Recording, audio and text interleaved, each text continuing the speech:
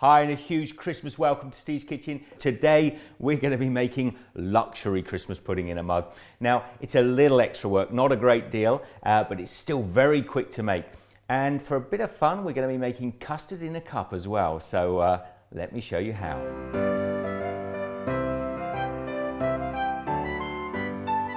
Now there are two or three major differences between the deluxe Christmas pudding and the standard Christmas pudding, and the first of those is the fruit that I'm putting in. I'm putting in a much more variety of fruit. Now the fruit I have here has to equal still half a cup of fruit, but rather than just going for mixed fruit, I've got some currants, some lovely dark sweet currants. I've got my own mixed peel here, just pop that in there. I've got some raisins, some lovely sweet soft raisins, cranberries of course, wonderful for Christmas. And then I have some glacé cherries, some dried apricots and some dates here, which I do have to just finely chop up. So there they are all diced up now, and I'll just lift them up and put them into the mug. So there's our half a cup of fruit. Now we want to add some brandy to that. I'm going to put a tablespoon of brandy and pour it over the fruit. Give it a little mix through. So we set that aside for at least 10 or 15 minutes now so the fruit becomes lovely and plump and moist from the brandy.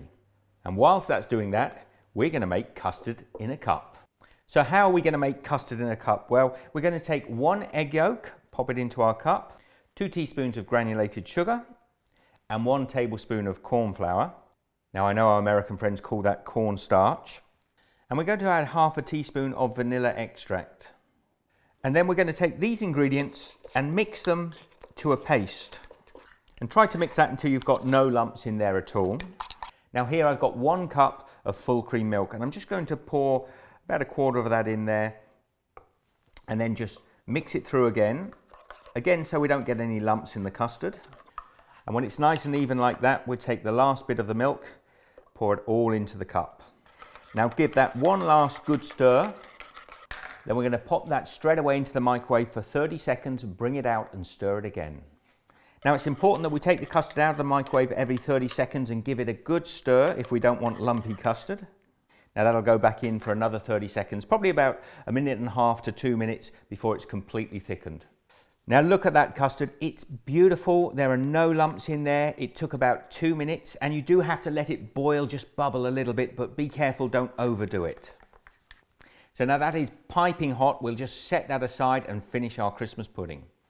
So back with our Christmas pudding in a mug, you can see that the brandy is soaked now into that fruit. I'm going to take 1 whole egg and just break it in on top. Now 1 tablespoon of self-raising flour. If you only have all-purpose flour, you'll have to add a pinch of baking powder into it. 1 tablespoon of a dark, soft brown sugar.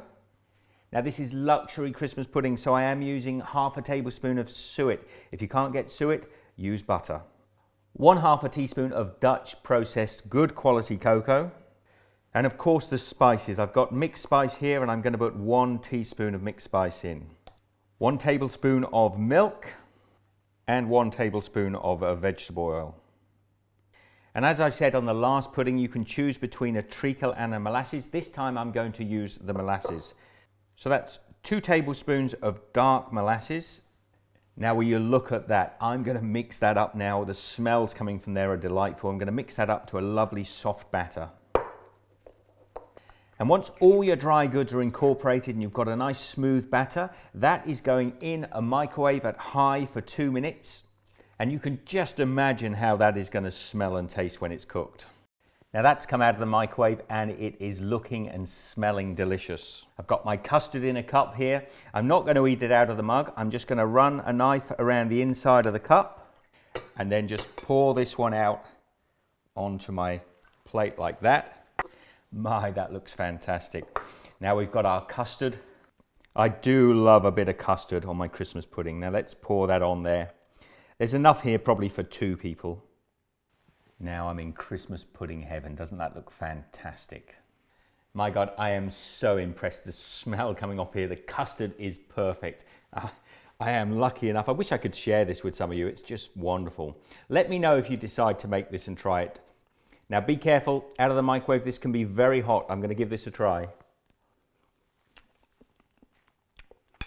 Oh, that encapsulates everything about Christmas pudding and Christmas itself. One of the best desserts, I think, over the Christmas period.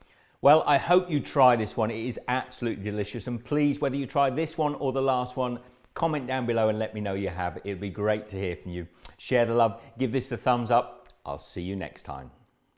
I hope this has helped somebody out there that hasn't got a Christmas pudding and wants to make one on Christmas Day. I will leave some links here to some other Steve's Kitchen recipes. I love it if you subscribe if you haven't already. Be good, share the love as I say, thumbs up for this video. Get the kids involved with this one. I'll see you next time.